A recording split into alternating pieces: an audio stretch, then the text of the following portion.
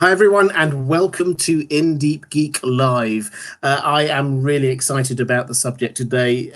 As many of you know, castles is something that or castles are something that I love talking about, and particularly castles in the world of Game of Thrones. And today we have got a castles expert with us. I'm going to big him up a lot in a moment, but I will let him introduce himself. Do you want to say hi, Joe? Yeah, I'd love to. Hi, Robert. Thanks for having me on. Pleasure to be here. Expert. We'll come to expert in a minute. We'll talk about that in a sec. Well, why don't we give you your credentials? Where might people find you generally? You can normally find me moseying about on Twitter, Ser Buckley. You can also find me on the Isle of Faces, hosting my podcast. We do Scraps and Scrolls along with Aziz and the Shea, doing their Valor Readers project. I pick up all the extra notes because there is a lot of them. And some of you might know me from doing this Castles book as well, hopefully. Anyway. And this Castles book, for those who do not know, and this will not come out well because this is just there. It's on my Kindle. So if I'd thought about it, obviously there you go. If I thought about it, I've had the real thing in hard copy, but it's there and it's well worth a read. And for those who don't know, basically this is going through the biggest 7 or 8, I'm going to say, castles in Westeros, the background, the history. And you even go into a little bit of speculation about what the future might be for a few of these castles. So we may well dig into that in a little while. But let's just sort of start off at a very basic level. So when we're talking castles, what is a castle? How is that kind of distinguished from being just like a fortified house or something like that? What is it? What actually is a castle? Well, I guess in this world, there is the distinction to be made between castle, fort, keep, because a lot of it is in the name and the title anyway. For these ones that I chose to write about, it was the kind of the power behind them. We know they're great castles because they control the whole region, the whole land, and some of them have been doing that from construction. Some of them have been doing that as the politics kind of form and borders form and powerful houses come around. So it's a real interesting distinction because some are larger than others, some are more battle ready, but they all have this rather distinct power and rather distinct personality about them that makes them a level above, a tier above. And that's not to say that the ones that aren't great castles aren't castles, because there's hundreds, there's countless examples all the way through Westeros that we could talk about. And yeah, to me, I'm just as interested in forts and keeps and stuff anyway, so they all get included for me. Yeah, and so I think for me with castles, it's this kind of like it is a fortification, but it's also somewhere where people live. It's not just the garrison, so it's not a fort just for the soldiers. This is a place where people live, but it's also deliberately there as a show of strength, something that can withstand attack, and that is what makes it a castle. Yeah. What would you say, out of all the castles that you've been looking at in Westeros, is there one that really stands out for you as being a great castle, a great example of what a castle is? It's difficult because you have what we would know in our world as like a standard castle. If you asked a child to draw a castle, they're probably going to come up with Highgarden. It's just on a hill. It's just flat there. It's got nice tall towers and flags coming out of it. And it all looks very nice. But part of George's brilliance is that Highgarden's got its effectiveness in certain areas, but so does something completely non-castle looking like Pike, in that it's barely half a castle anymore, but it still has the same effect. To me, the ones that really stand out, my favorite ones are, my two probably favorites are Storm's End and River Run. And they're quite different in terms of setting, in terms of where they are geographically within their own region and in their construction, but there's just something about them that looks aesthetically pleasing and looks quite defiant. I mean, Storm's End was named Defiance at one point. And even though River Run is a lot more kind of gentle, it's just there among these rivers, when you kick it into gear, it's the same kind of effect basically. And like you were saying, it's that protection stuff, because to your earlier point, I think keeps and stuff like that, they are meant to look after themselves, and you can really step up for castles, and that they are easily able to look after themselves, but they look after everything around them as well because they're so intimidating. Absolutely. And this is so in the real world, when you get like a Norman keep, that was the whole point. It was yes, it was defendable and all the rest of it, but this was showing Norman power in the world. That was the whole idea. You could see it from miles around, and you knew who was in charge of that area. Quite. Can I pick on? I want to ask you in a bit about Winterfell, because that's something that fascinates me, and I know it fascinates a lot of other people. But can I pick up on Storm's End, because we didn't get any questions. As always, I'll frame this around questions from my patrons, but we didn't get any specifically about Storm's End. But it is a fascinating castle, and could you just give us a little hint about what makes it so amazing? We get the kind of this was allegedly designed by Bran the Builder, and it's never been taken and all the rest of it. But what is it that actually is astonishing about Storm's End in your view? I think the thing about Storm's End and what's attracted me for some of this, it's got a little bit of everything. Like you say, it has got that touch of mystical construction. It still has that little taste of there's magic in the walls, but even moving past that, geographically, it's near perfect. It's on the cliffs and everything else. It was, if you're looking down that eastern coast, at one time it was just the only thing on there before the Red Keep and before Harrenhal came along. Obviously, hardly anyone counted Sunspear because the Dawn doesn't count, and all these things. And yeah, it is that defiance. It's just the human spirit summed up in one, because we say castles are a way to protect against to stake your land and protect against other armies, etc., but they are also something to protect you against weather, protect you against the elements. That's why we got together in the first place, and I think Storm's End perfectly represents that, in a place where there probably shouldn't be anyone living in terms of the weather and everything else, but they've just made it so, and they've made it. I've just got this image of the fist striking up. I can't remember whose POV it is. I think it must be Catelyn's, I guess, or Davos or someone. Of that, yeah, that fist striking in the air, and we are humanity. We're staying here, and especially because that's when the first places people settled as well. So it's really just a great big stake in the land, and this is how we're going to run things for the next 5,000 years or anything like that. Yeah, and when you're talking about on the cliffs, this is the area around that Shipbreaker Bay. This is where there are so many shipwrecks in that area, because it's where the storms are. It's called Storm's End because the storms batter against the castle, and that's the whole point about this castle, is it stands up proud and nothing. And this wasn't like the first. They tried lots of attempts to build the castle there, but it was just this final attempt, the round tower that we know so much, know so well. That is the one that we see now, and that is what deflects the storms away and just sort of stands defiantly against it. Yeah, I guess. Go on. I guess, no, to your point, like you say, there's so many examples of nature winning and storms killing people and saying yeah, you can't live here. And like I say, it's just Duran or whoever actually built it or whatever, saying yes, we can. And obviously it's true because it's lasted.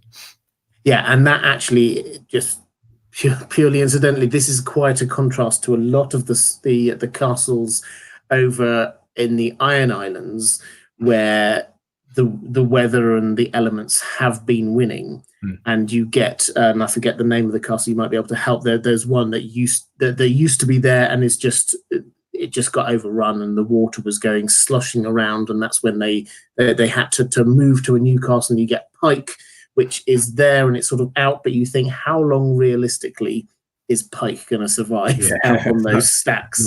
I mean, it is defiant, but it's not going to be defiant for long. The rope bridges and things swinging in the wind. It's not practical in the slightest. I want to say a couple of quick thank yous. Laura Eric, thank you very much. €3 for the super sticker. I really appreciate that. Thank you so much. Didelphi Morphia, before we went on air with the super chat, saying, what an awesome topic. Really looking forward to this. Yeah, I've been looking forward to this topic for quite some time, it has to be said. And Morally saying, just a show of love and support for both of your amazing channels. When will we get another story in the well-told tale? I'll answer that in just a second. And thank you, Robert, for all your fabulous content, especially your Traveler's Guide series. You're the best. Well, thank you very much, Maura. I really appreciate that. Very generous. In terms of the well-told tale, it is now available as a podcast as well as a separate YouTube channel. There's going to be a couple of weeks where actually you get double content, because on the podcasts, we're just finishing off the time machine, which I'd already done on YouTube channel. So I'm doing just a few special short stories just to fill in the gap. The next one you're going to get actually is a Kurt Vonnegut short story called To Be Are Not To Be, which is really thought-provoking and great. So I think you'll love that. That'll be up in the next day or so. And then from about the second week of February, it's all going to be coming together, and the same thing on both the channel and the Patreon. But thank you very much for that, Maura. I said I was going to talk about Winterfell and ask you about Winterfell, and so I will do that. I think my big question, I mean, and this is slightly loaded because I am currently writing a video about the Winterfell crypts, and I'm just trying to pick your brains. What's going on? So Winterfell, we all know Winterfell, and we understand it, and we know that there's, if you trace it all the way back in history, it starts off just as the crypts, and then other bits arrive, and the other bits are ancient, but they're not the most ancient. And it's clear that there's some kind of history or secret or something going on. What's your take on Winterfell and its role, its magical properties, or whatever? Well, where to start? I mean, yeah, there's so many. This was honestly the hardest part of the book to write, just because you can just never finish if you really wanted to. There's theories and ideas about every aspect, and there's so much. Even you can separate into different parts. There's theories on the Godswood, there's theories on the castle itself before you even get down into the crypts, and then there's a whole different subsection of different things that can come out of there. I think the one that interests me is the possibility of tunnels being right beneath them and leading all the way up to the wall and kind of Gorn's Way and all that stuff. That would be, if I could ask George to give us one, that would be what I'd ask. In terms of the tombs and Rhaegar Lyanna type stuff, that's where I tend to flake out a bit, because not that I don't think it can't be there, that there's some kind of physical clue or anything like that. It's just we don't know enough, basically, and it's easy to say there can be, but it's just as easy to say there's not, and we need more, and that's just what we're waiting for. In terms of the end game and what the role it's going to play, there's so much it could be. Obviously, I'm convinced that it's going to be something important, and this role of the hot springs and being the one protective bubble against the horrible winter that's coming, I think that's going to be obviously important for the whole of humanity. I can foresee and imagine this last stand of fire along the walls and this one lone light in the darkness. I can imagine all of that. But what interests me more is what it means for all the Starks coming back, and what it means coming back to their individual arcs. I think they're all going to have some kind of specific role to play, and it's going to be important for them to do that there. To be fair, one of the things, I don't even know if I put this in the book, but the thing that interests me the most is Peter Baelish coming to Winterfell, because I've always loved the idea of him dying there, like on the show, because it's just such a great mirror to Ned coming down to Baelish's arena in King's Landing and not doing so well. And I'd really like to see Littlefinger come up to Ned's arena where all his tricks doesn't work, and that to be where Sansa kind of turns it around on him and everything like that. So I mean, I could keep going for, there's just so many things. You can pick out any amount of character. You can make an argument for basically any character in Westeros ending up in Winterfell, and yeah, we could go on forever, but there's definitely a lot to talk about. Well, there is, and I love that symmetry that you're saying about Littlefinger coming up to where actually what he's used, he's suddenly the fish out of water, the way that Ned was when he went down to King's Landing. I think that really works. But they didn't show it particularly well on the show, but I think that is very.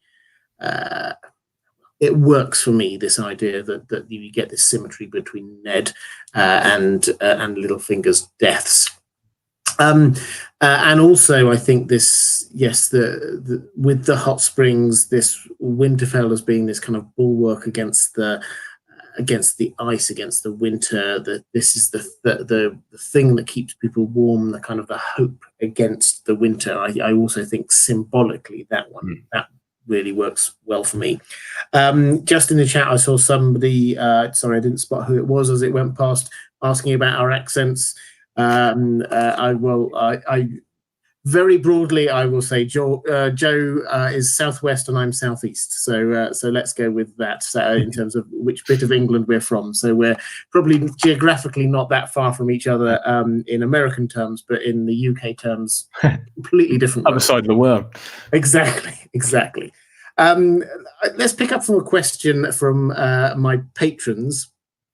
So Morley asked a sort of a compare and contrast about European castles, or medieval castles, and the castles of Westeros.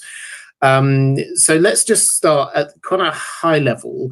I mean, how realistic, I think, is the question. How realistic are these castles? They're fantasy castles, but do they work? Are they actual proper workable castles? Could we actually see any of them in our world or not?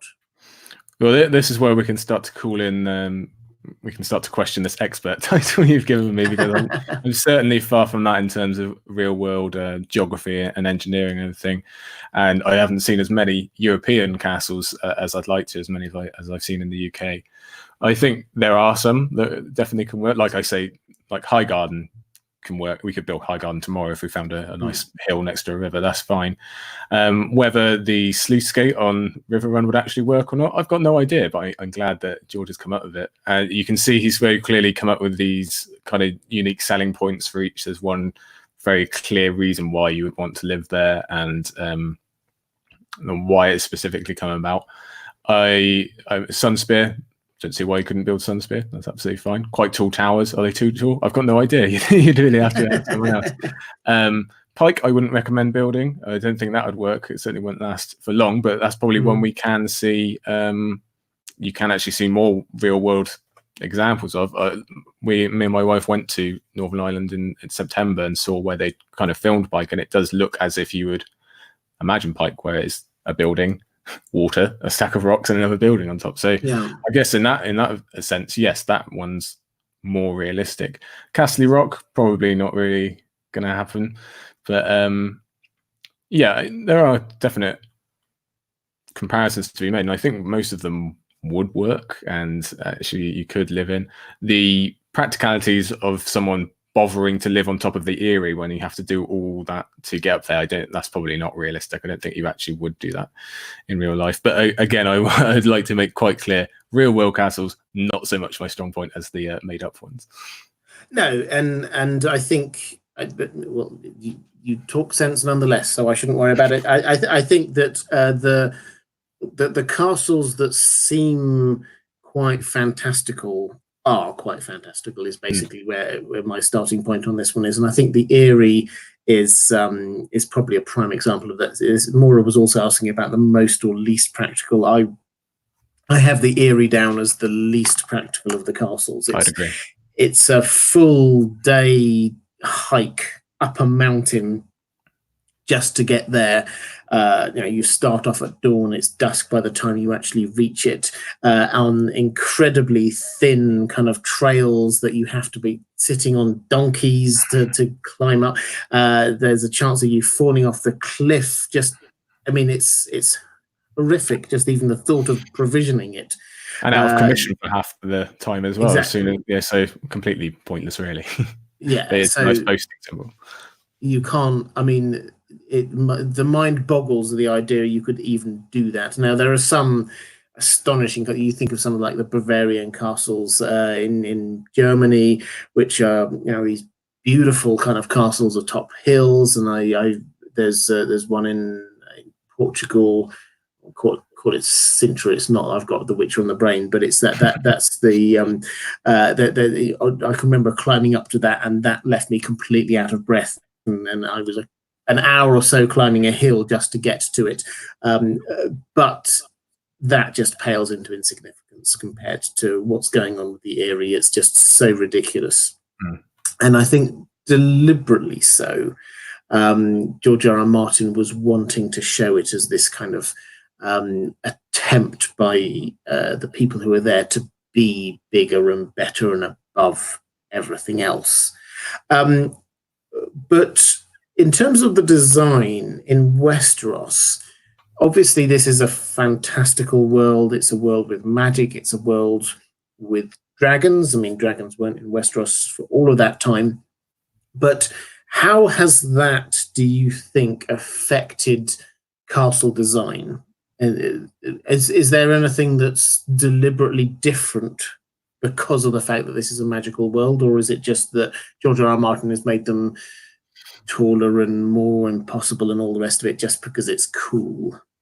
I think, well, if you're going to, it's difficult because some of them are supposed to be magically constructed, like you say. So Storm's End and Winterfell are two prime examples. And yeah, so in that way, in theory, especially because of the kind of inverse way that Winterfell's built, like you mentioned on the crypts and stuff, that shouldn't, like, logically, that's not the way to do it. So there must be some reason it's done that way. There must be well, there's a very clear reason why you would make a rounded drum tower for Storm's End, but that's supposed to be magically inclined as well. So yeah, I think you can definitely see magic's fingerprints, I suppose, on certain castles. On other ones, not so much. On other ones, I think it just comes back more to that intimidation factor. But George has also lent heavily into the fantastical. Like we say, I don't think anyone would bother to build the Eyrie, but the intimidation factor and the like, look how great we are, we built it on top of this massive mountain type thing. Same thing with Casterly Rock. If you're thinking you might want to start trouble anywhere along the Westerlands, but you've only got to look to the horizon, and there's this bloody big reminder on the horizon all the time reminding you don't do that, because look what we can do, so you are nothing to us.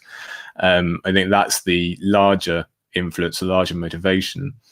But again, like you say, there are hints of magic in certain places, and I think maybe more of that is in some of the ruins and some of the castles that we don't know about anymore because they've fallen by the wayside. Moat Cailin, Old Stones, perhaps. Those are the ones that might have had more of an influence, and they've just been lost to history. Yeah, absolutely. And I think we'll come on to Moat Cailin in a moment. Annie Iglesias, thank you so much in the chat, saying that palace is called Sintra, the one in Portugal that's just outside Lisbon. So I was right. It's nice to be not sure about yourself, but then be proven right. So thank you very much for that.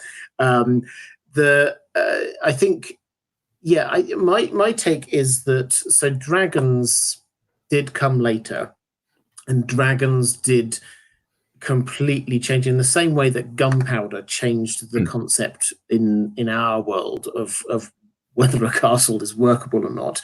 Dragons changed the concept in Westeros of whether a castle was workable or not. We know about Harrenhal. We'll come on to Harrenhal in a moment. Obviously, that was built as being the greatest castle known to humanity, and it was proven that all it takes is one dragon, and it's not. The Eyrie is, as we've been talking about, incredibly impractical, but also had this reputation of you just can't capture it because you couldn't with just humans. But you get a dragon, it just flies to the top. It completely changes the way that you view how a castle could be defended against, and dragons did change the shape of Westeros in more ways than one. The magic, I think, tends to be slightly hidden. We've talked about Storm's End magic, and we've talked about Winterfell magic, and it seems to be something sort of in the bones of a castle. that isn't a sort of, nobody's sort of written down, by the way, this gives you a +3 anti-siege modification or something like that. That's not how it works. It's just oh yes, there's magical defenses here.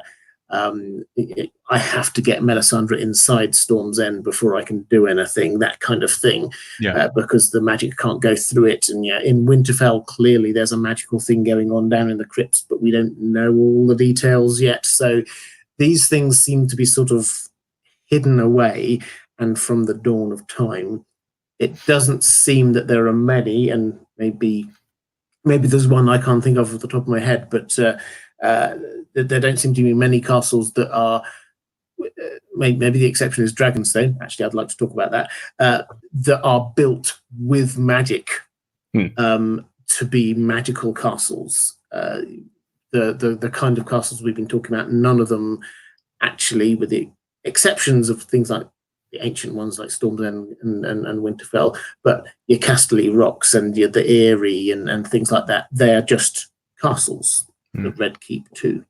But I talked myself around to Dragonstone. Yeah, Dragonstone is a slightly different sort of castle. It was well. Talk to us about Dragonstone. I'm going to give you an intro. Just tell us about Dragonstone. What makes it slightly different to everything else? Oh, see, this is dangerous if you just let me loose, so that I might not. No, go for it. Go for it. Dragonstone is kind of fascinating, and this is one of the ones that actually I fell in love with more as I wrote it, type thing. And the more I looked at it, the more I really do like this. Hence why it's on the cover, because it's so nice.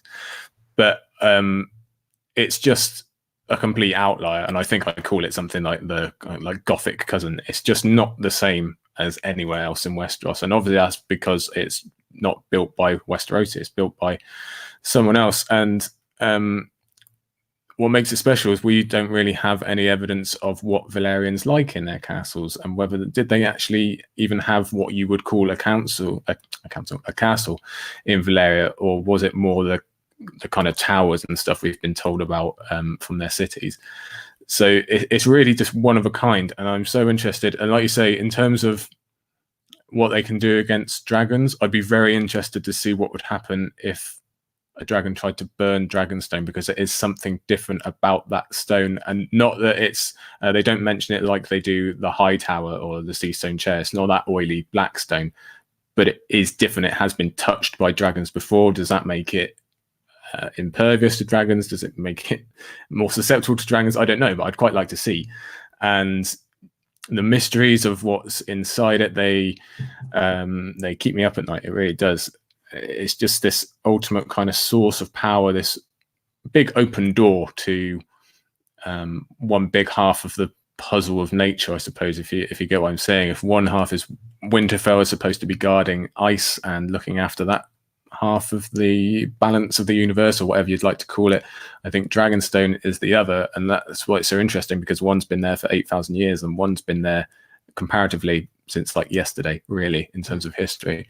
So yeah, I just want to know what's in there and what it's about, and whether it's an actual source for Melisandre. I always wonder if Melisandre came to Dragonstone for Stannis, and just happened to find the Dragonstone fires and stuff, or did she come there and happen to find Stannis? I don't think it's really been made clear to us, to be honest. I know she says one thing and other people say the other, but I'm not quite convinced.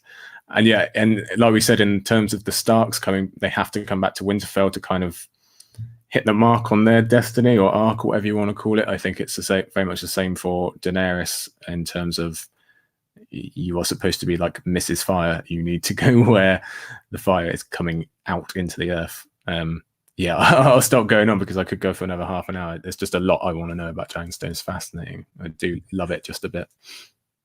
Well, I'm gonna give you another prod in a moment to have another little go, because I'm intrigued. You touch on it, the mirroring between Dragonstone and Winterfell. Now, one of the things there, you were talking about why Melisandre ended up at Dragonstone, and we get this kind of like vaguely garbled thing about the salt and the smoke and all the rest of it. But the Dragonstone and Winterfell both, they have these these underground hot springs. Yeah. Now this is a facet of both of them, and they impact in the entire castle of both of them. In Winterfell, these have been sort of tamed almost, that the water gushes around, and the way that Winterfell is described is very much like a human or an animal, an organism of some kind, as the hot water gushing around the walls like veins going through, blood pumping through veins, and that's the how it stays and keeps warm. In Dragonstone, it just seems it sort of comes up through the earth, and you get this kind of sulphurous smell going everywhere, but still there's clearly hot springs of some kind, sulfur or something underground. Could you just talk a little bit about your take on the kind of the similarities or differences between the two? You talk about the ice and fire, and this is the Song of Ice and Fire. Are they being set up as these two, as ice and fire? I think they are. It's a kind of imperfect comparison because, like you said, if they were being true mirrors, if Winterfell is having something kind of hot and the hot springs beneath them, then if they're going to be technically symmetrical, there'd be something cold under Dragonstone. So it's not a perfect comparison, but I do think they are kind of two ends of the same stick, if you get what I mean. There's some, I like to think it's the same heat, the same fire that's just coming up in these two they're not even opposite sides of the continent, really. But my mind, it kind of flies around. Even as you were talking then, I was thinking more and more about what these fires what they represent. And I think you can even look at it as we kind of get these lessons again that fire and dragons and Targaryens are kind of the untamed power, or they can be this untamed power, and kind of can cross over into the bad side of things. And you can even kind of see that because, like you say, Winterfell has mastered its heat. It's put it to use. It's regulated. They've mastered it, like I say. Whereas the fire underneath Dragonstone is wild and untamed, and it's just there. They haven't put it into pipes or anything like that. It's just underneath, really, really powerful, and could potentially be unleashed, I suppose, in very much the same way that dragons are. If you put them to good use and you can control them, brilliant. But if you can't, then lots of bad things can happen. So I wonder if Dragonstone is kind of the tale of, or like the kind of fall guy, I guess, to Winterfell's control and constant duty, and it's been there forever, and it's upheld this social contract of guard against the long night. Whereas Dragonstone is just this bubbling pot of power that could be useful, could be real useful in saving the world, but could also go over your head a bit and spill over the edges. I'm kind of just winging that. That literally just occurred as you were talking then. No. Go ahead. I think that's a really good point. One other point I just spotted in the chat. Girl Nettle says, "What's with the gargoyles? There are gargoyles on Dragonstone and Winterfell," and I think this is a really useful kind of another kind of symmetry that we've got going on there. So we all know in Dragonstone, it's not like we saw it on the TV show. Dragonstone is just all gargoyle, basically. Yeah. With all statues of dragons. The archways are like dragon tails sort of going over like that. It doesn't have crenellations on the top of the walls. It doesn't have these things. It has gargoyles, statues of dragons. Everything is a dragon. You go into a gateway. It's like a dragon's mouth, and that is gargoyles everywhere. And when you go to Winterfell, you get at the top, particularly of the older buildings, again, right. You get these gargoyles. In fact, you actually see Bran, his early chapters when he's there climbing around the top of Winterfell, he's notices them a lot, and we should pay a lot of attention to the early chapters of book one, because George R. R. Martin dropped a huge amount of foreshadowing and things into there. So there's this clear echo between the two of them, and actually I I kind of slightly teased a moment ago that my video I'm doing about Winterfell, I'm doing about statues in Winterfell and what the significance might be going on there, particularly with this kind of link across with Melisandre and the idea of the dragons, stone dragons being brought to life. So what's the symmetry going on there? What might be happening there? So that's a little teaser for a video, probably next week sometime. I hope that might come out. Okay, let's go back. So, final question from Maura Lee was about defending against a siege or living in. Clearly, castles they kind of like on a spectrum. Some of them are very fortification-y and their primary purpose is there to sort of hold the land and defend against attack, and some are more about being a nice place to live. And a lot of that sort of reflects the character of the area around and how much control the people in charge wish to have and all the rest of it. You talked, and I would agree, about Highgarden as being a wonderful place. And I think if I had to pick personally one castle to live in, it probably would be Highgarden. But what, as far as you're concerned, what, in terms of sort of the extremes of what's the best sort of against a siege and what's the best to live in, what would you pick out? Yeah, some of them well, I have to talk about it a lot, and it gets real nerdy when I start like comparing granary sizes and like how many horses can you keep and stuff like that. We love that level of detail. Obviously we know Storm's End, that's been besieged a lot. They're quite handy at it. They have massive granaries. They can have another supply route through the bay if you haven't cut them off that way.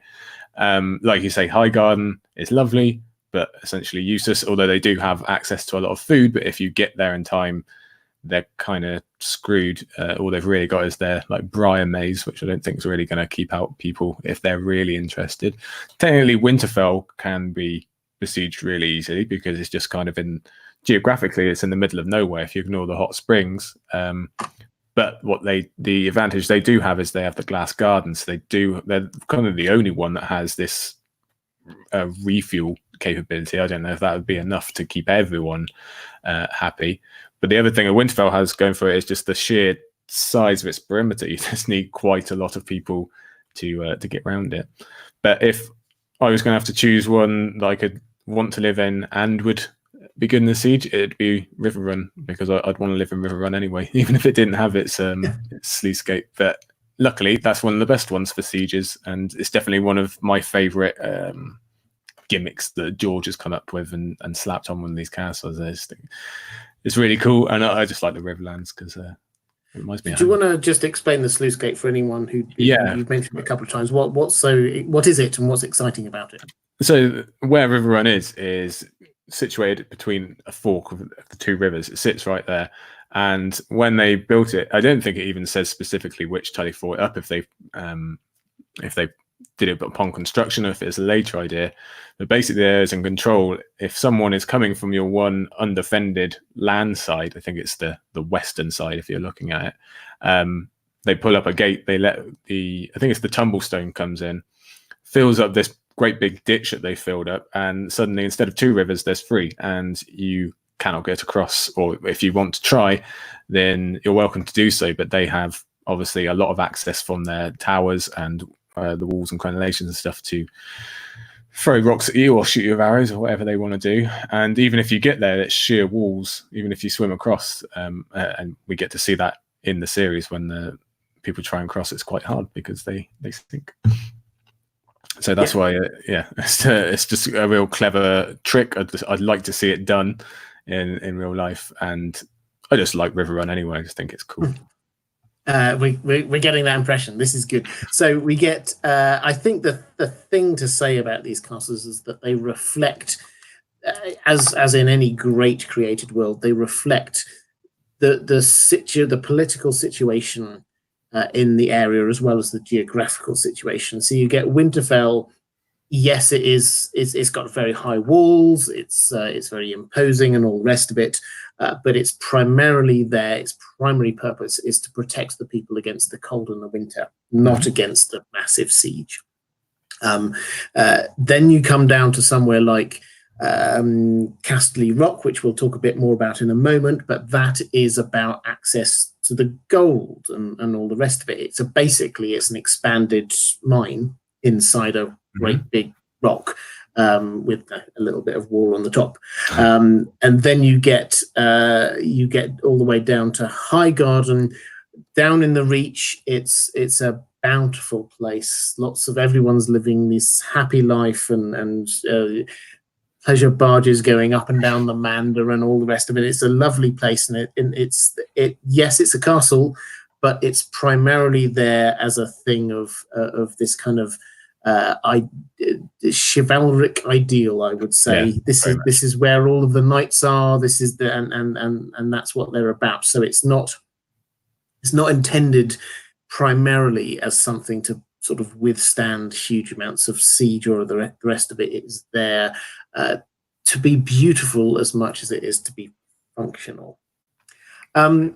Let's move on to some smaller castles. Okay. Or slightly quirkier ones. I don't know. So the question, we've got a few from my patrons about what qualifies as a castle. So Henning J says, does the Lonely Light qualify as a castle? The Lonely Light, for those who don't know, this is in the Iron Islands. If you imagine the archipelago of islands that make up the Iron Islands, and then a couple of weeks sailing away to the northeast, there's another island where there's a big lighthouse on it, and that's the Lonely Light, which is quite an apt name, you might think. Would you count that as a castle? Yeah, but I'm quite liberal with it. I call anything you like a castle because I like talking about all of them. So I'm not too strict on my restrictions. But yeah, I'd keep that in because it's almost basically any interesting home I can call a castle. You can get into arguments about, well, Deepwood Motte is a castle. It's not made of stone. So what are you? Does it have certain criteria? I don't think so. It's more the role and that intimidation factor we talked about earlier, the protection factor. How far does its power extend?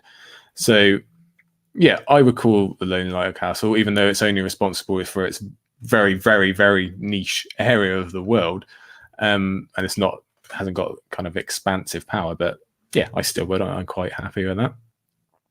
Excellent. And so, as we're on this kind of like what counts as the castle, Castle Rock we were talking about a moment ago. So for those who haven't investigated Castle, they didn't show it particularly at all actually on the show. Yeah. But in the books, it's very clear that this is this big rock just sort of sticking up. If you imagine the kind of the Ayers Rock, Uluru kind of thing, smaller scale, but that kind of idea, sort of flattish lands, and then this big rock sort of like sticking up in that everyone can see it for miles around. It's there, and there were mines inside, gold mines, and then the gold mines at the top, they kind of expanded out and they tunneled, and then they dug out nice chambers and all the rest of it, and eventually it became a fortified rock is probably the best way of saying this. As I say, yes, it's got sort of like on the top of it, then it has got sort of a wall around the top and a few buildings, but the vast majority of it is a rock that has been dug out. Would you count that as a castle? Well, I've already put it in my book, so I have to now. Yeah, it's already in there. But yeah, I would anyway. It's a bit like they have ticked the box. They've kind of had their planning permission in and said, okay, you can have it as a castle, but you do have to have this bit on the top that looks like all the other castles, even if no one's going to see it because it's miles up in the sky. And the majority of your operation is kind of like this beehive type thing almost, where you've just kind of gone through the middle or up from the bottom and spread out. I'd really like to know kind of what percentage of the rock is like inhabitable, how much is it just kind of one narrow column? Is it literally like a beehive where they've just emptied it out? Is it hollow now almost? We don't really get that information, but yeah, I count as a castle. You want like a 3D visualization, really? Oh, I'd love a cross section. Yeah, that would be brilliant. Yeah, that would be amazing. Like the Star Wars like visual dictionary, so they give you cross sections of the ships and stuff. If we could get those for the castles, I'd buy that book.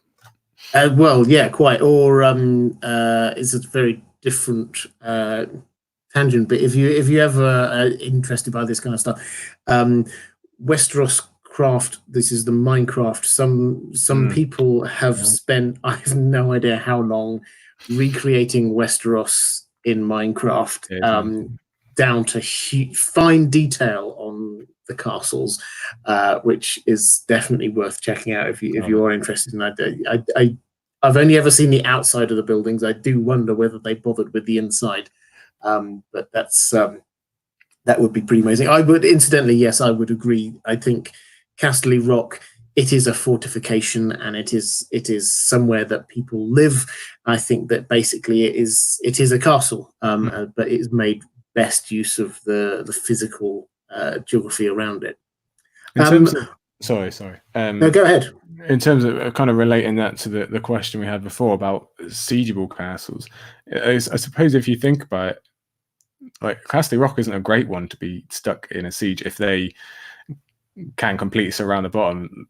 They don't have that refuel capability that we talked about with the glass gardens, and although they do have obviously loads of size inside to stockpile and whatever else, but it's not a great place to be. And I'm also wondering, actually, just off the top of my head, if you could, like, if you take over the bottom level, say, I wonder if you could like smoke them out all the way to the top. That's just something off the top of my head. But that's the kind of the different type of defenses. Some are physical for these castles, but some are more political, and that's something I got really interested in the book, is looking at these, not just the physical geography, but the human geography.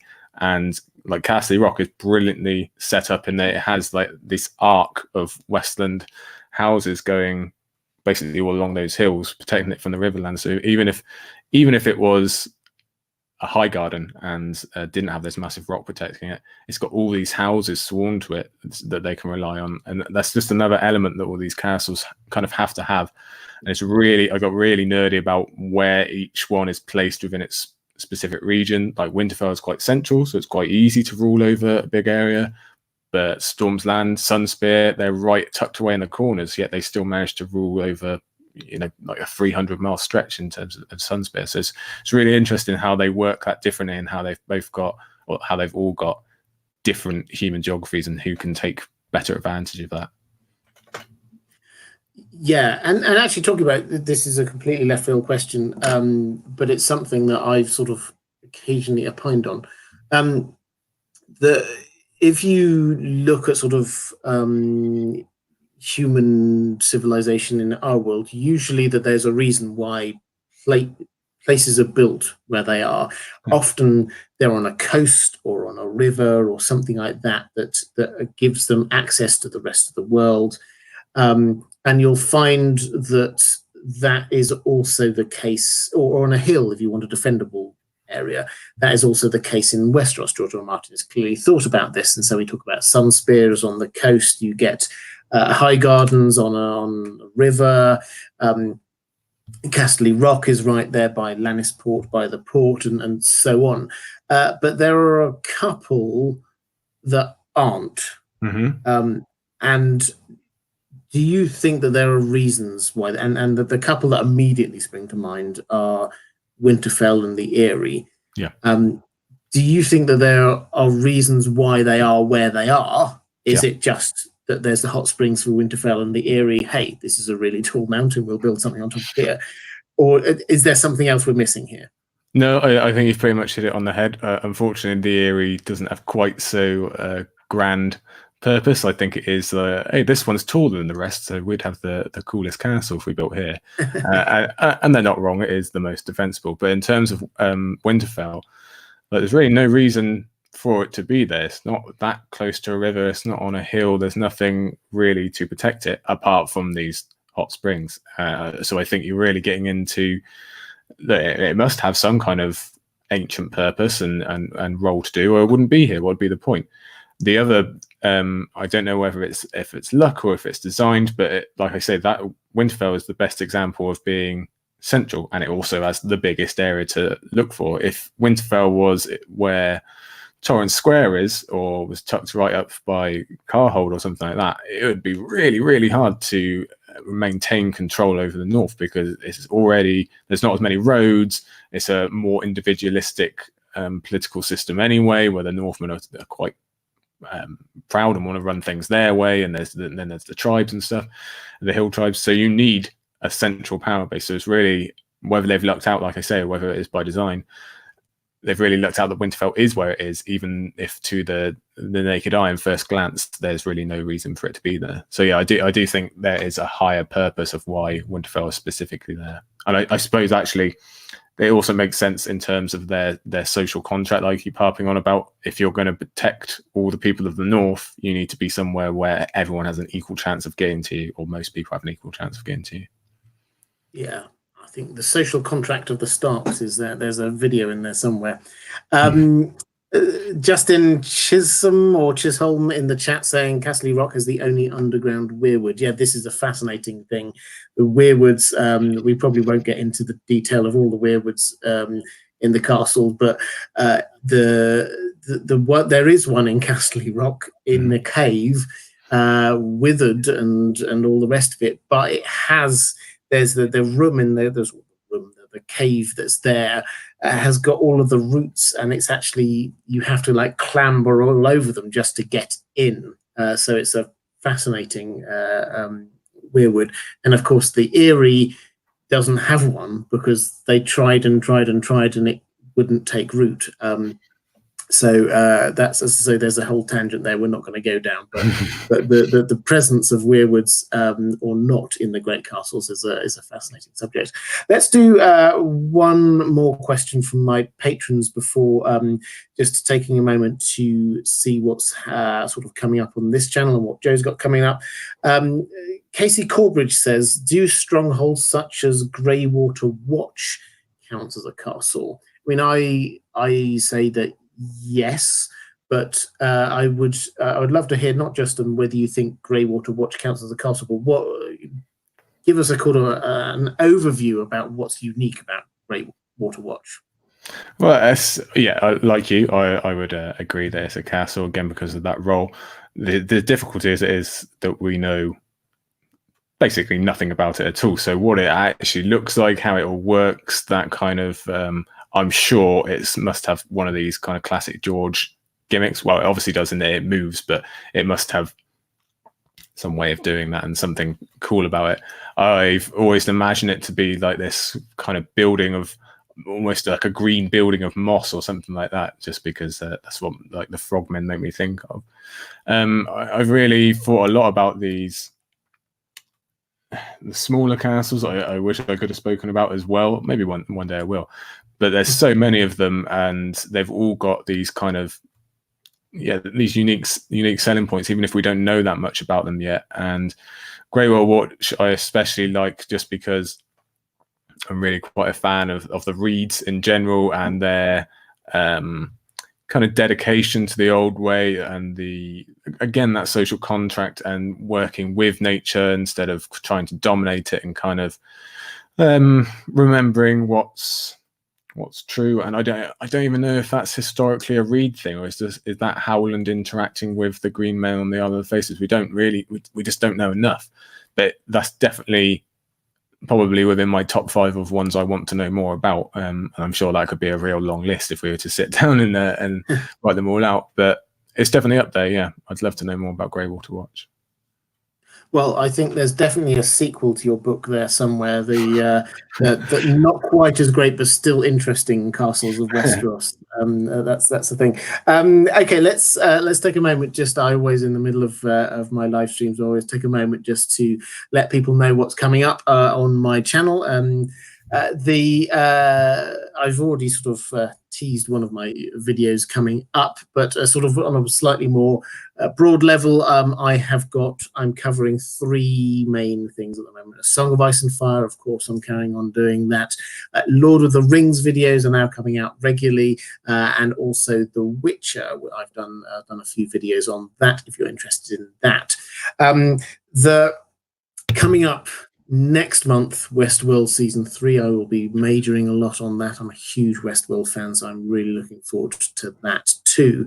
The Traveller's Guide to Westeros is something that there's a sort of a link across to here, obviously, because I did a lot of Traveller's Guides to various castles.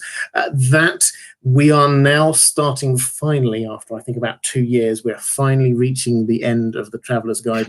We're heading off to the far east of Essos. We've got Vace Dothrak coming up tomorrow, and then after that we've got, I think, probably just 3 more. We're going to do Karth, Yeti, and Ashai, and all the way through that series, I've started every single video in that series saying that that it's brought to you by my patrons, and that is genuine truth. I could not carry on doing what I do without the support of my patrons. So patrons, thank you. It's been a huge journey, the Traveller's Guide. As a little thank you to my patrons, I will do a couple of bonus Traveller's Guides just for my patrons.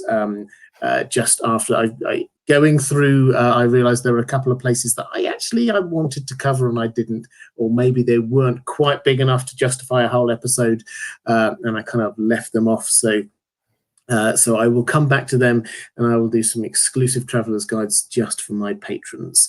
My second channel, The Well Told Tale, it is now a podcast as well as a YouTube channel.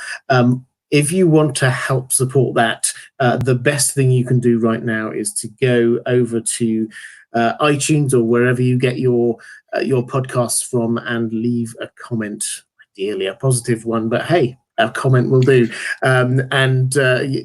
If that really helps sort of boost it in the ratings, and also people who've never encountered it before, give them a flavour of what it is that the podcast about. If you've never come across it, it is just me audio narrating what I consider to be the finest science fiction or fantasy stories ever written. We've got the Time Machine going on there at the moment.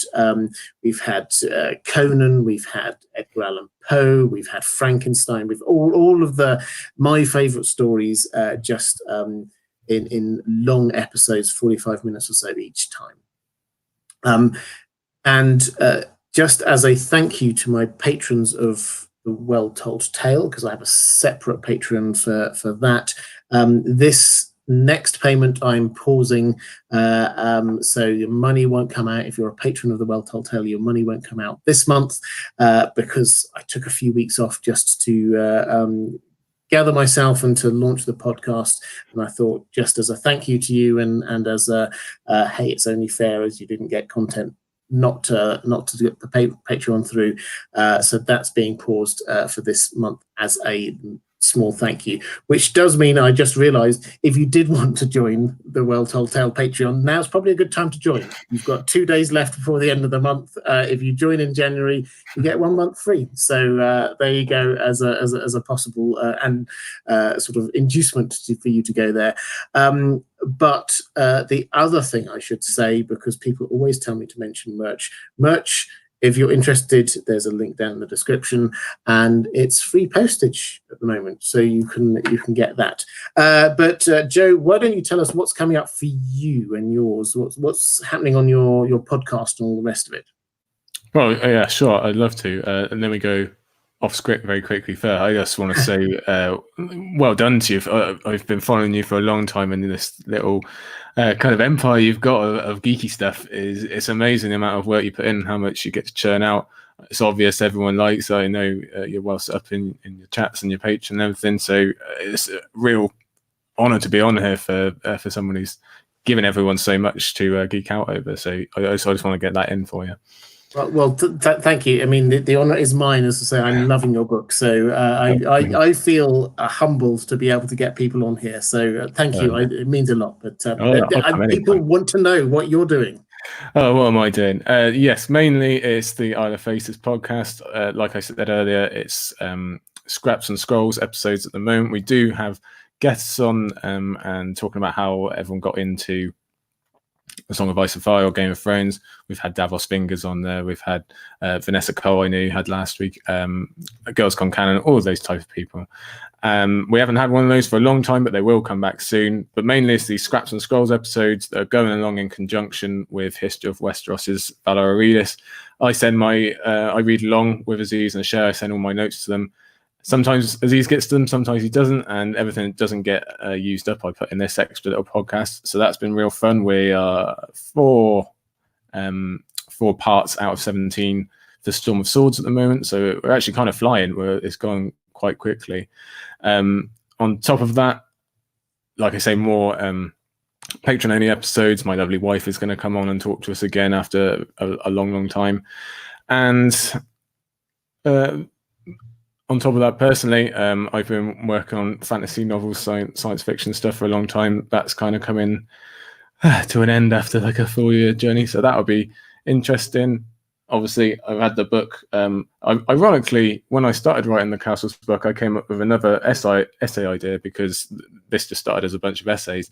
And I thought the other one would be bigger, so I left that until later. I've very clearly been proven wrong, because there's nothing bigger than this massive old book here.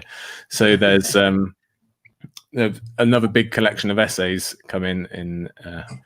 I won't say 2020; they'll come one day. But yeah, no, I got a lot going on writing wise, so that's real. It's real good to have a platform to put out there, and we've had really big boost actually this month in terms of downloads and listens and shares for Isle of Faces, and that's I'd like to say it's me. It's not. It's people having me on. History of Westeros had me on, not a cast. You've been kind enough to have me on. So thank you for everyone that's signed up and joined Patreon and all that, because it's makes it all worth it, as I'm sure you'll attest to. Well, absolutely. And guys, I only have people on here that I would personally recommend you check out. And say, maybe I'm slightly biased because I love Westeros and I love castles, but this is a fantastic book. Please do go and check out. There's a link down in the description if you're at all interested in the great castles of Westeros. And 2 final things from me. If you are at all interested in supporting me on Patreon, there's a link down in the description. That's just if you just want to support the channel, or if you want to get access to some exclusive stuff I do just for my patrons, like those exclusive Traveler's Guide episodes. And secondly, I haven't thanked the moderators yet. Moderators, you are wonderful. Thank you so much. You do amazing work, not just here on this channel, but I know on many other channels as well. Thank you. You do amazing. Let's get back to the questions. Now, we've got, you may or may not have answers to these. It's quite, Bonds has asked about not so much great castles, but a couple of places I've been intrigued by. Ruddy Hall for Tormund, and King's Mountain for Sir Patrick. Where is Ruddy Hall, and why is it called King's Mountain? Do you have answers to either of these ones?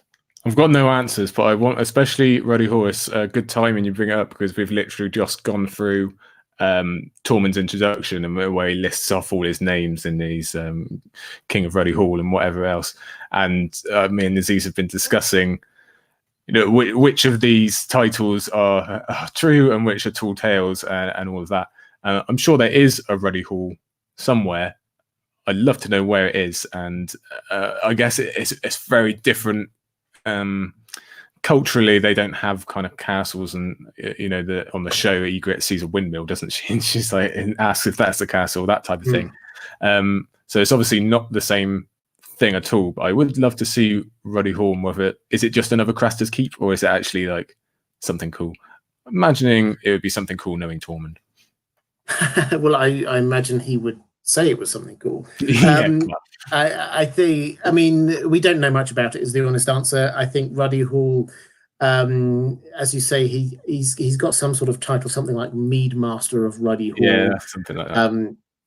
And he sort of says to Jon at some point, I've never been as happy as I was then, or I've not been the same man since then, or something like that. And he lost his family there.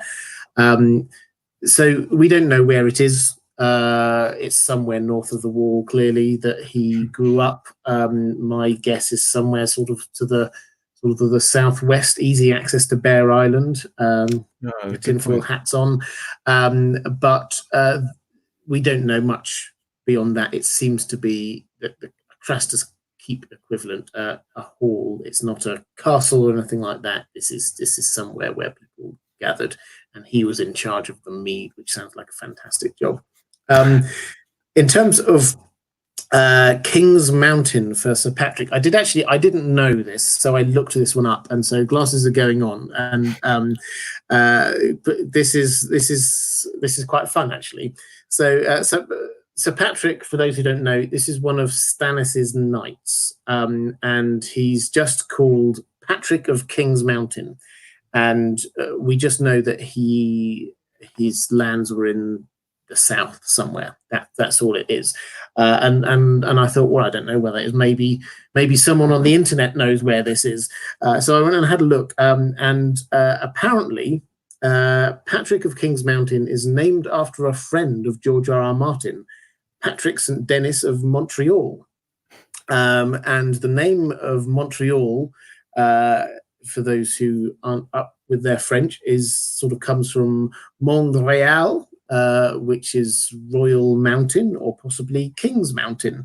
And so this is just George R.R. Martin including his friend in his stories, which I think is really quite lovely. So that's what that is. We don't know where it is. The implication, I think, is probably that if this is a Stannis supporter, then he probably is somewhere in the Stormlands. If I had to guess, somewhere heading over towards the sort of the Dornish marches, where they sort of start going up into the Red Mountains. If it is a mountain, I don't know, but we haven't been told.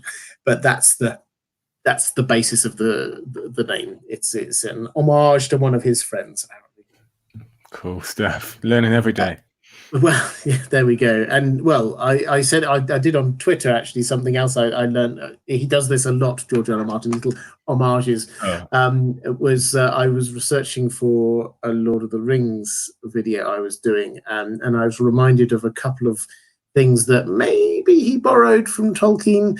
There's the Fell Winter, which I quite liked, and also there's this city and ancient kingdom which is called Arthedain, which seems a bit too close to Arthur Dane to be anything other than a sort of a nod to Tolkien. So that is for those who are vaguely intrigued by these things and wondering whether there's any link across. I will allow you to draw your own conclusions. This was one of the northern kingdoms of Arnor, where the kings, Aragorn's ancestors, ruled through there, and so the great sword that was broken, Narsil, was carried on down through the generations, so this is it was the part of the kingdom of Arnor that survived the longest. So if you wish to draw any kind of links across to what this might tell us about House Dane or Arthur Dane, you're more than welcome. But we have a question on symbolism as we're there. Lily Mellon or Melon, I never know quite how to pronounce that, says, hi both, my question is about symbolism. Harrenhal is an obvious example. Its history and important events, its reputation, its size and lands would suggest a clear theme or message, which I would agree with. This is clearly a kind of a hubristic message that's going on there. Harrenhal, perhaps you could talk in a moment about Harrenhal. This was built to be the biggest, the best, the strongest, the everythingest castle in the entire world, basically. And then a few days after opening, it got melted by a dragon. So this is clearly sort of a symbolically hubristic humans overstepping themselves. Perhaps you could talk a little bit about that, but also if there's any other clearly kind of symbolic castles going on that we perhaps might overlook. I think you can find it in all of them. I think there's definitely some level in all of them. I think we've already discussed Storm's End is there to be defiant against the nature, and it's the humanity staking its claim to this continent, that type of thing. Winterfell very obviously is, again, that social contract and the larger purpose, and what's really important is protecting everyone against winter. That's why it's there.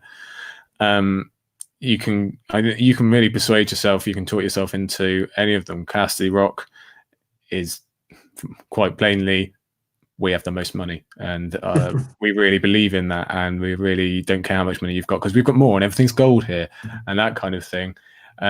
River Run is, I think, I don't really think there's even that much textual evidence for this, but I like to think that River Run is more of a everyman's castle. It's not as big, it's not as grand, it doesn't try to show off like a Castle Rock, and I think that works well with the Riverlands, which majority is villages and farms and small folk, even though there are a lot of castles in the Riverlands also, but the kind of lifeblood of it is just the everyman and general community. So I think River Run slots into that quite easily. Again, like we said earlier, Highgarden is supposed to be the epitome of chivalry and fairy tales, and that's how they get everyone to buy into this their own kind of social contract of like, hey, you've got to protect us because our castle's kind of rubbish on that end. So we need you to buy into our princesses, and that's how we're going to have a real strong influence, and how we're going to keep a hold of all this food and stuff. Because otherwise it'll just be carnage, because everyone will want to come here. And yeah, again, you can really talk yourself into them. Dragonstone, I don't think there's any arguing about what that's supposed to symbolize. Like, we will mess you up because we can do things you cannot. Look at our kitchen; it's a dragon with smoke coming out of his nose and stuff like that. And another reason why I love Dragonstone is it's just one-upped all of them. They all have their vanity. The Tullys have their fish on their four-poster bed and stuff like that, and Castle Rock has its great big lion mouth as its door, and Dragonstone just blows them all out of the water because, as you said earlier, it is all every building's a tail or a mouth or a smoking nostril or something. So yeah, there's symbolism that's comparative between all of them, but they all have their individual symbolism that you can talk yourself into, and I certainly did talk myself into for something like Pike, where it's not pretty to look at, it's obviously not functioning well, not long for this world, but there is something quite ironborn about it, where it's pure stubbornness. And yeah, I know it's raining, I know we've got no food, and it's kind of covered in bird droppings, but we're going to stay here anyway, and we're going to stay here as long as possible because that's what we do. So even Pike, which is kind of rubbish, is very, very representative of the people it's supposed to be ruling over. Yeah, I think that castles, they do kind of figuratively represent the people that are there. So I mean, absolutely. Winterfell is very reflective of the Starks. It's sort of grim, it's holding out, it's doing its duty, and all the rest of it. In terms of symbolism, I think the other one that is perhaps most obviously symbolic is the Eyrie.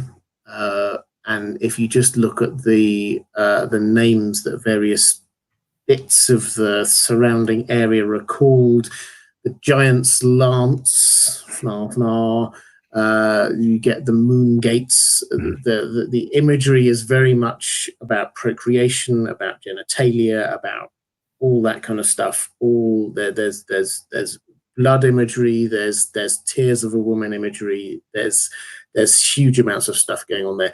This is all about showing off, and that kind of as the man, the king, the Lord of the Vale showing off, and the history was apparently that the Lord of the Vale went and saw Castle Rock and Highgarden and a few other places and thought, right, I can do better than that.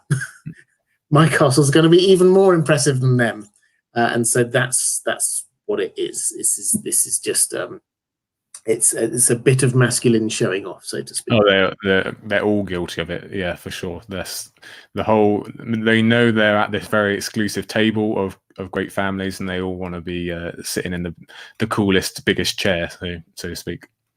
Yeah. Joey Berg's in the chat. Hi there, saying it's your first time. Great to see you. If this is your first time watching this live, it's fantastic to have you here. I think I saw somebody a little bit earlier say it was their first time as well. Welcome. Bernie L, yes, castle measuring. That's exactly what it is. we've got one, maybe two more questions from my patrons, but now is a good time to drop some questions in the chat. We'll get to them in a moment or two, but let's look forward a little bit in the story. And this is something I know you do in your book, is that you try and have a look at what hints we might have about the futures of some of these castles. Lou Canuck says, each territory kingdom has its major castle, but when at the end of all of this and a new High King is chosen, where will be the major seat of power? Will there be a new castle and capital? Will one of the existing ones be used? What do you think? I've speculated that if this is Bran, maybe he would want to rule from the Isle of Faces, which clearly is something that you're interested in, given the name of your podcast. But what do you think? If at the end of all of this, if if King's Landing is burned in some way, it definitely has these sort of Targaryen links that perhaps a new king wouldn't wish to be sort of building on. Where do you think that there will be a new castle, a new capital? What do you think's going on?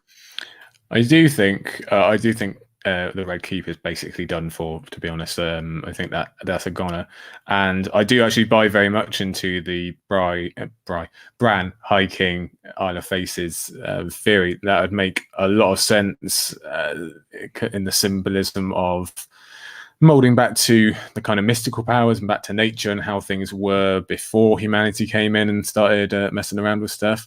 It also makes a lot of sense geographically. It's very, very central. You've got easy routes basically in every direction, because that would be the hardest thing if we were to ignore the Isle of Faces for a moment and the Red Keep does go.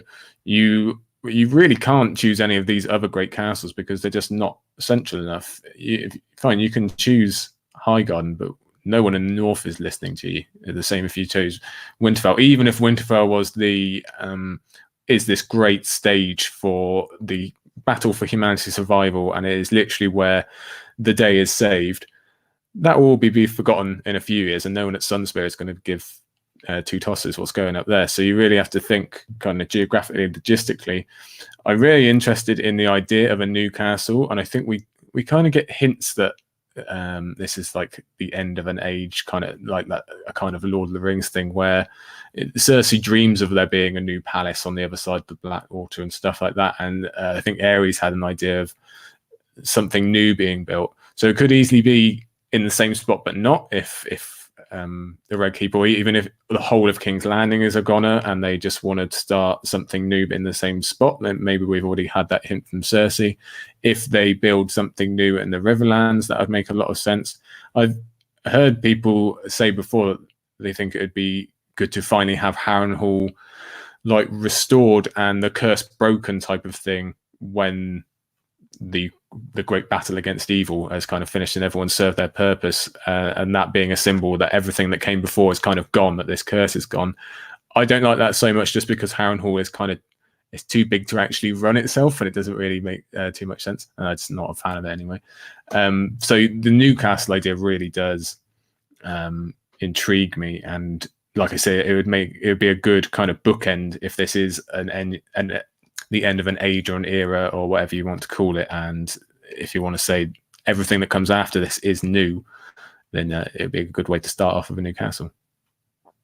Yeah, I agree. I think we may not see this. I think that we're not going to get at least I hope we're not, I've said it before, the 20 years later kind of Harry Potter ending. No. I think that we're going to end, when the story ends, then the books will end.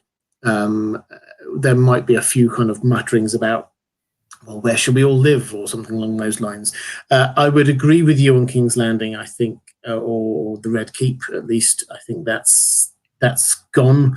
It is so tied in with the Targaryens, and that will, I think, almost certainly be destroyed by Dragonfire. I think that's what's going to be happening there. The fulcrum of this story is that kind of area around the Isle of Faces, Harrenhal, the Inn at the Crossroads, that kind of area there. So if you were going to build something as being the center, that is where it would be, because King's Landing was just there because that's where the king landed, hence the name, and thought, hey, let's build a castle here. It's got some hills, it looks reasonably defensible, let's do it. But if you want somewhere that's central, then that kind of area in the Riverlands is definitely where you would build something. Now, Joe, I have got something. Megan V, hi Megan, has asked with a super chat saying, Ser Buckley, please say aluminium taco for us. This is a thing that apparently I say aluminium and taco in a way that Americans find amusing. However you would best pronounce them yourselves. Aluminium taco. That's there how it's pronounced. Yes, it wouldn't be taco, would it? Taco, no. Aluminum. No, I can't. I can't do that. Excellent. Well, there you go, Megan. I hope that is that's helped you out there. And Kraken tacos. There we go. Kraken tacos. I do say Kraken wrong. I think it is Kraken, but that's how I've always pronounced it.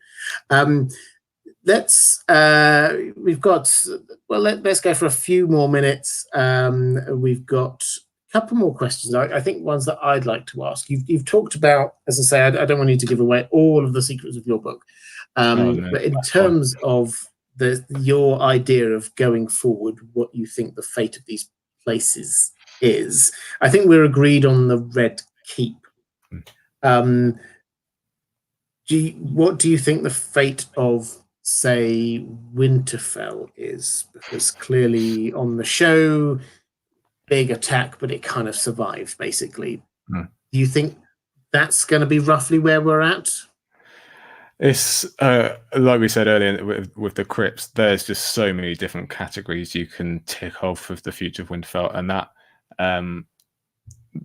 that section of the book, that one section of that chapter, is nearly as long as some other full chapters, because there's just so much to fit in terms of immediate future and what's happening with the Battle of Ice, and then what's happened with the Stark specifically. Is Daenerys coming? What role will the crypts play? And then the actual end game, and what's it actually going to be all about against the others, as well as the kind of reunited politics of the North, and whether Rickon comes back, or if Bran ever comes back, or whatever it might be. It's endless. It's so endless. In terms of the castle itself and whether it stands, I really do worry for it that it's going to kind of have this symbolic ending of lasting nearly perfectly for 8,000 years, doing its job of protecting everyone, and then it's going to go out with kind of a bang, one last savior for anything, for everyone rather, and then either that destroys it in some way, or it's like it served its purpose, so now you have to move on. I'm quite worried for that, because I am a little bit too emotionally attached to Winterfell. So if that does happen, I'm not really sure how I'll handle it. I also wonder if it's if the end game is destroying the threat of the others for all time, if it's suddenly just spring above the wall and etc. Is Winterfell left there, but then slowly just loses its appeal, its asterisks, its special stuff? Is it now just a normal castle where you don't even need hot springs because the ever-present winter has retreated, or whatever it might be? It does worry me slightly. I think certainly the relationship, I don't think you can have both. I don't think you can have Winterfell survive along with the Starks. I think it's kind of pick your poison, in the Starks in the same way have been doing this one role for 8,000 years, and now the big game is coming up, and you wouldn't think it would be the same after whatever does happen with the others, etc., etc. Surely it's not just going to be, we're still going to be guarding against the next long night, or maybe George will leave hints that eventually this will all come around again, and it's going to be a type of again, that kind of Wheel of Time type thing. But I don't think so. I think this will be a kind of line drawn in the sand, and I don't know what will happen. I can't see it being destroyed straight off, because they've just spent so much time rebuilding it from the Bolton attack. So I don't think it's a matter of the others come and knock it all down, but I could see it just kind of fading, which would almost be a kind of crueler fate. I really hope that doesn't happen. Yeah, I mean, I didn't like when you were suggesting it's either Winterfell or the Starks who survive. I didn't like that at all. But I agree completely that the role. I mean, I talk a lot, probably too much, about character arcs, and the character arc of Winterfell. If a castle can have a character arc, that George R. R. Martin does. I definitely argue that it can. Yeah, yeah. Describe it as it is almost a sort of a living, breathing thing. It was created around the time that the wall was created, and clearly linked in with the sort of the first long night and all the rest of it. Clearly, in my view, created as this kind of like last defense against, if the wall doesn't work, then now this is your next best hope. So it has that role, and its arc ends with its big defense. The question, I think, is whether or not the battle goes the same way in the books that it went on the show. But what I mean by that is whether or not the sort of the final denouement against the others happens at Winterfell, or it actually happens a lot further south, down in that area that I was talking about, sort of the Isle of Faces kind of area, which I think is very possible in the books. If they do reach that far south, the implication, I think, has to be that Winterfell will fall. It will fall to the others. That doesn't mean it's going to be completely destroyed afterwards. It could be reclaimed afterwards and all the rest of it. And as you said, there may well be lots of underground tunnels going on all over the place that will allow people to escape from Winterfell. But there's a chance it could fall. If the hot springs remain there, fundamentally, it's a good place for a settlement to be in the north, because, even if the seasons sort themselves out, then it's still going to be a little bit cold and nippy up north. That's what north is like. So it would kind of make sense. But yeah, I think it's going to have a big dramatic end. I think we've kind of been given hints at it, because there's, like I keep saying, there's these tent poles of this, like you were saying, there's the wall and there's Winterfell, and these ancient things are very tied into history and true purpose and stuff. And we've already kind of been hinted at that the status quo has changed in this era. That we're not looking at any old era of Westeros. This is a very specific time period where obviously everything important is happening all at once. And we spoke on the podcast at the end of Clash of Kings, you see all these tent poles of Westerosi society, human society, being taken away. Winterfell being one of them. Winterfell has been there forever. No one ever takes it, even though it has actually been burnt by Boltons before. But the idea in everyone's mind is that it's completely don't mess with it. Same with Storm's End, and yet that surrenders to Stannis. Harrenhal technically falls to Stannis. All these tent poles and things that you're supposed to be able to rely in, like kind of common decency and not having the Riverlands burned and stuff like that. That's all just kind of gone out the window. The rule book's gone out the window. So we're seeing this massive overhaul in human society, and I think we might get that in a more overall natural thing, that we're getting that same ending, that all of this this present setup, if you like, is going to change, and we're going to have I do think we're going to have a very different Westeros to what we have now, whether that's, again, human geography, physical geography. I definitely thought about that a lot. Does the North get separated? Do they finally finish what they started at Moat Cailin or something like that? You could go on forever. There's endless theories, but no, I think things will change, and Winterfell, at least in one way or the other, we're not going to have what we were introduced to. And what you said earlier about it being a character, I wax on way too long, wax poetic about specifically. It's my favorite character, first off, and it is definitely a character within the book. So I'm 100% with you there. Excellent. Well, I may pick your brains when we go off air for my next video then. But let's start wrapping this up, guys. We're going to go for a few more minutes now. As I say, last chance to drop any questions in there.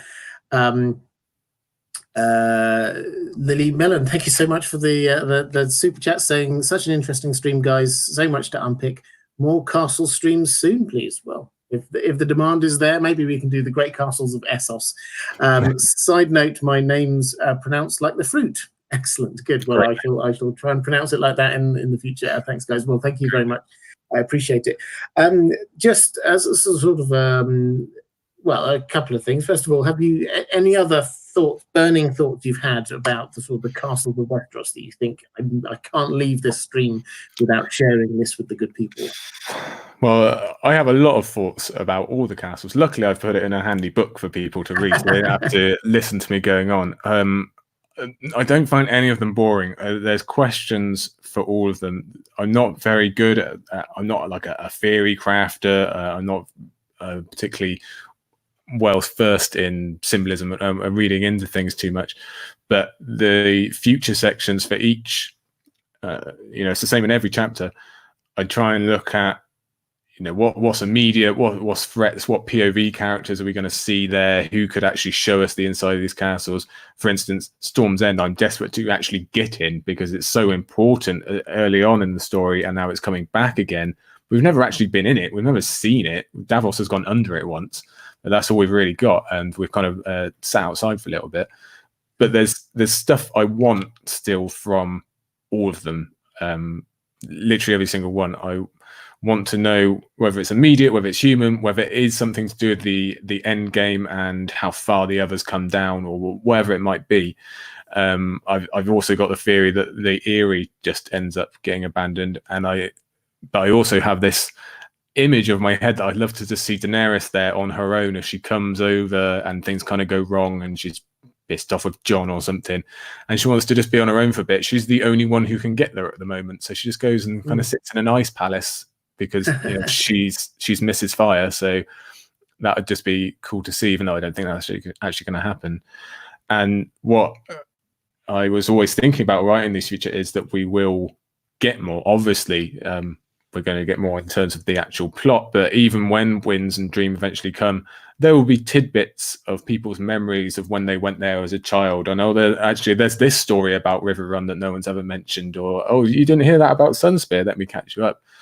Not to mention Fire and Blood. The amount of stuff that came out, obviously Dragonstone and the Red Keep is all over Fire and Blood, but there's so many hints and Easter eggs almost that I had to take out of Fire and Blood and put in. So whenever the second one of that comes along, and whatever comes after, I'm sure George will go as long as he can, and we'll just keep getting information.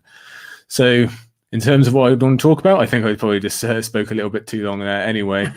No, I love them all, and there's stuff I want to know about all of them. So it'd be tough to pick one out. I do want to just...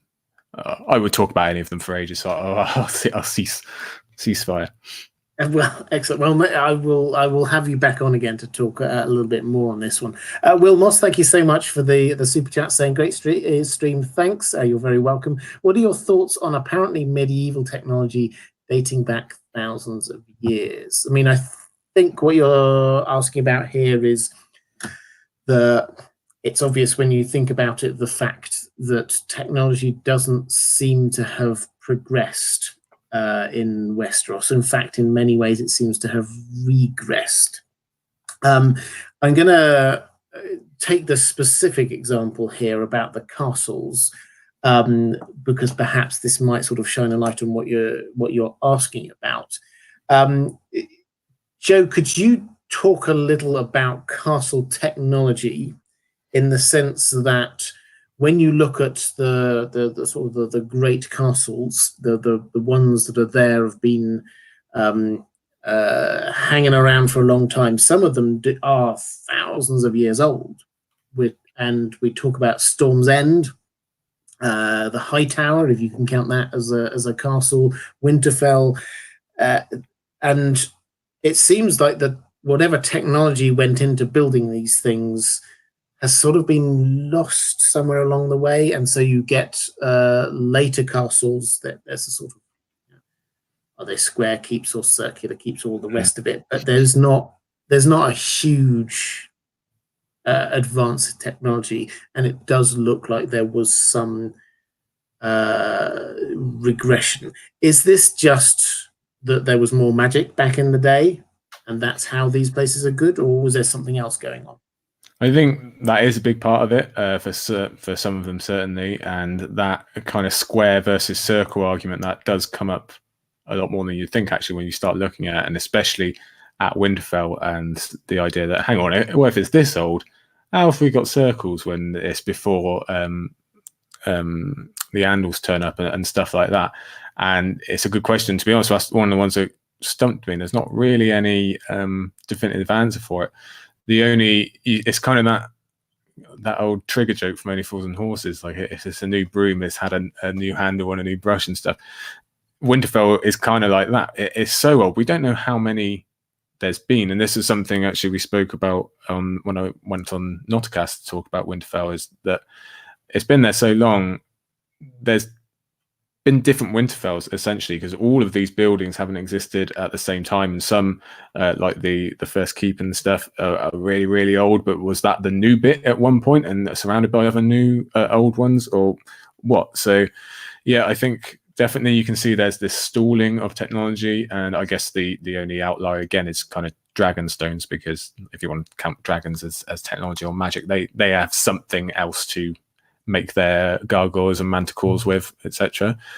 But for some of them, it is the magic has helped them along, and for some of them, I mean, it's still a fantastic feat, like actually bothering to build the area and drag your mules all the way up that mountain, etc. That's just hard work more than magic, as far as we know. But there's this stalling of technology, and they haven't advanced, as you say.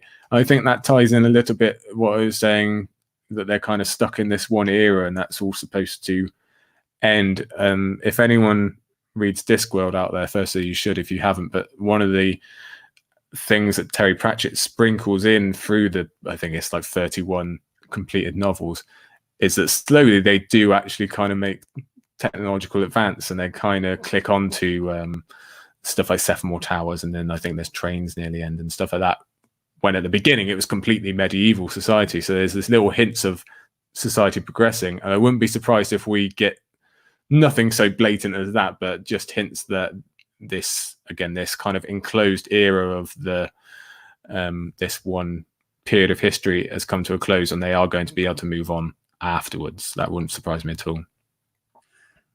Yeah, I think I agree with all of that. I think the only thing I'd add is, and someone in the chat was saying this as well, it's worth noting that in Westeros, the Citadel and Maesters have kept knowledge to themselves, and knowledge is power.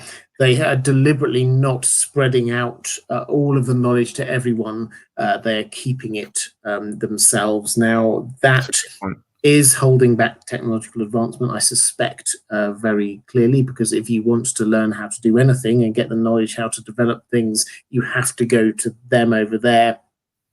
If you look elsewhere, there are reasons why lots of parts of Essos are sort of like haven't advanced either, but some places like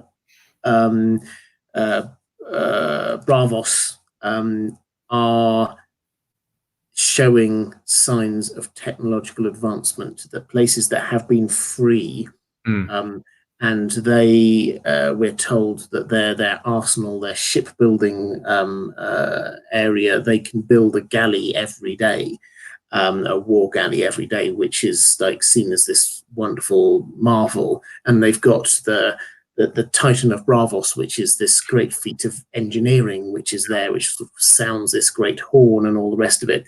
This is clearly them moving forward in inventing things that other cities, civilizations have not done. So it is possible, when you are free from the yoke of empire and you're free from the yoke of information being held by the Maesters and all the rest of it. So technology can advance, and it does advance, but just not so much on Westeros.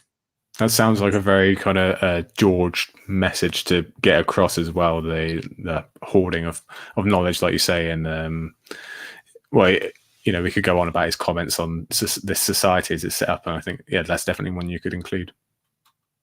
Excellent. Okay. Final question, I think, from me, just to sort of bring this around to the real world as I have you here. In terms of castles, I know you're a general castle geek, as I am. What in the real world, if you had to recommend one castle you've been to other people, what's your favorite castle in the whole world? Well, technically, my favorite one is the one in my town. It's little and it's lovely. People live in it now, unfortunately. There's like flats, but it's. I walk my dog past it. You can see it from like any hill around the town. It's right in the center. It's literally in the center of 3 churches, and it's got this incredible history behind it. Of Stephen and Matilda were there, and it played a big role in the Civil War. But in terms of ones that are slightly larger and more impressive than my little town's one.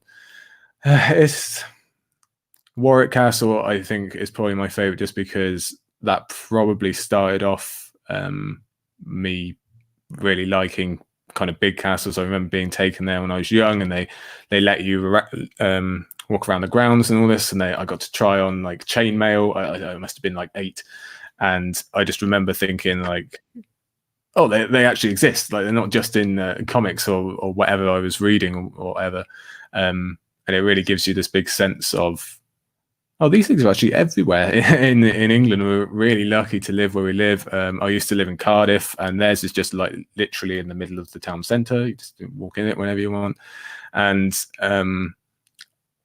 I could pick a lot.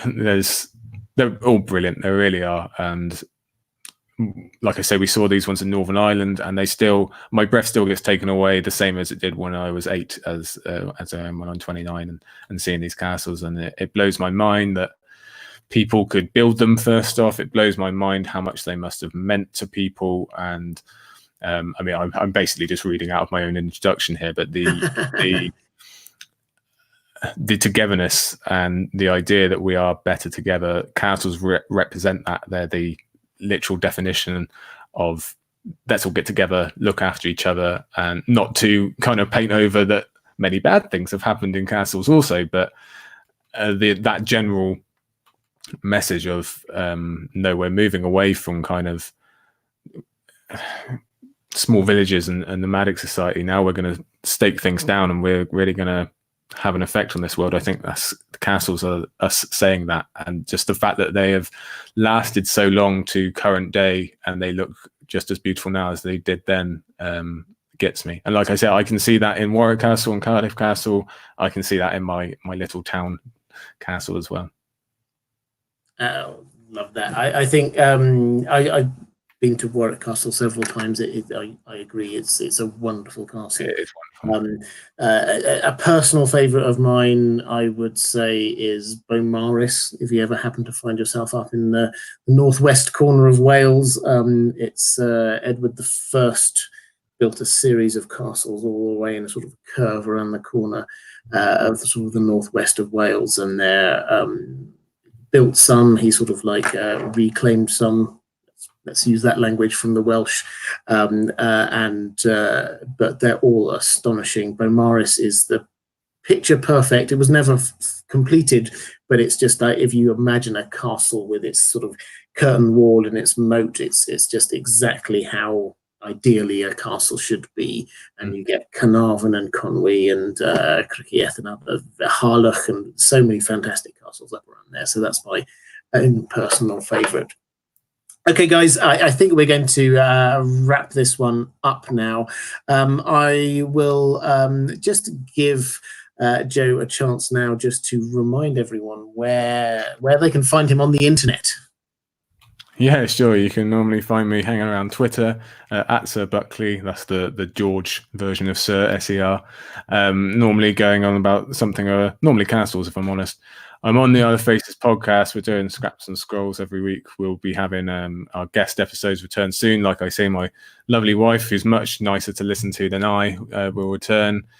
And you can find the book on Amazon. You can find the podcast wherever you normally find podcasts. And like I say, I have my own fiction writing that hopefully you'll be able to see some of soon as well. So just get in touch. I like talking to the fans about anything, castles or not. I do know other bits of A Song of Ice and Fire as well. Yeah, and all the stuff you talk about on your channel, Robert. I'm quite a nerdy guy, quite a geeky guy. I'll talk to anyone for hours about the smallest part of any fandom. So, like I said, I love what you're doing here, and hopefully we'll get you on the island someday as well, so you can tell us your story. Love to. Thank you so much for coming on, guys. I would heartily recommend that you check out Joe's book, The Great Castles of Westeros. Link down in the description if you would like to do that. So full disclosure, the link in the description is an affiliate link, which means that no extra cost to you, but it does help this channel a teeny tiny little bit. I think Amazon bung me like a few pence every time.